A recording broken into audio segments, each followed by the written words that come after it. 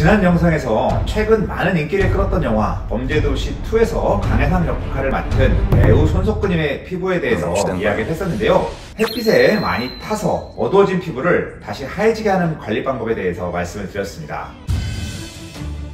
오늘은 이어서 강해상의 문신에 대해서 얘기를 해볼까 합니다. 자세히 보시면 강해상 문신은 그렇게 고퀄리티의 깔끔한 문신은 아닌 것 같습니다. 균일하지 않고 비교적 좀 거친 문신으로 아마추어가 한 문신으로 추정을 해보겠습니다. 균일하지 않은 거친 문신은 제거하기가 더 어려운가요? 보통은 전문적으로 시술한 문신의 경우에 더 제거가 어렵고 야매로 시술받고 잉크의 퀄리티가 떨어지는 경우에는 오히려 제거가 쉬운 편입니다. 전문적인 문신용 잉크의 경우는 보다 지우는데 오랜 치료가 필요합니다. 물론 미용적인 목적의 반영구 문신과 같은 그런 눈썹 문신 같은 경우에는 쉽게 지워지는 편이고요. 다음으로 강해상 문신처럼 시술하면서 위압감이 드는 문신을 제거해 보신 적이 있나요? 네, 제 기억상으로는 화려하고 큰 문신을 제거해 본 적도 있긴 하지만요. 아무래도 미용적인 눈썹 문신이나 작은 모양이라든지 레터링 문신 같은 경우가 제일 많은 것 같습니다. 강해상 문신을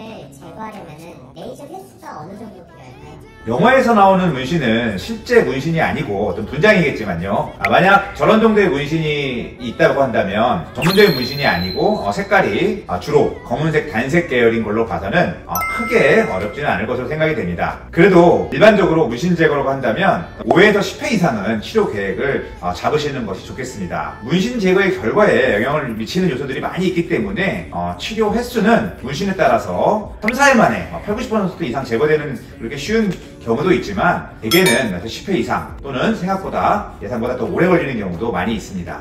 그럼 컬러가 들어가는 문신이 제거가 더 힘든가요?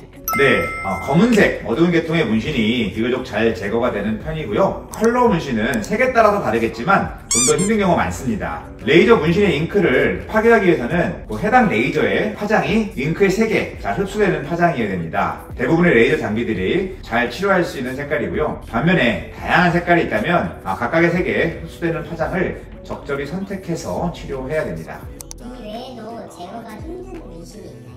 네, 컬러가 다양할수록 문신 제거가 어렵기도 하지만 이 외에도 잉크의 양이 많을수록 그리고 문신의 사이즈가 커서 면적이 넓을수록 그리고 문신의 깊이가 깊고 두꺼울수록 그리고 우리 본래 피부톤이 좀 어두울수록 그리고 얼굴에 있는 문신은 비교적 제거가 잘 되고요. 얼굴에서 멀어질수록 치료가 더 까다롭고 어려워지는 경향이 있습니다. 그러면 문신 제거 같은 경우는 어떤 레이저로 치료를 진행해야지 더 효과적인가요? 기존의 나노 레이저에 비해서는 피코 레이저가 치료 결과가 더 우수한 것으로 되어 있습니다.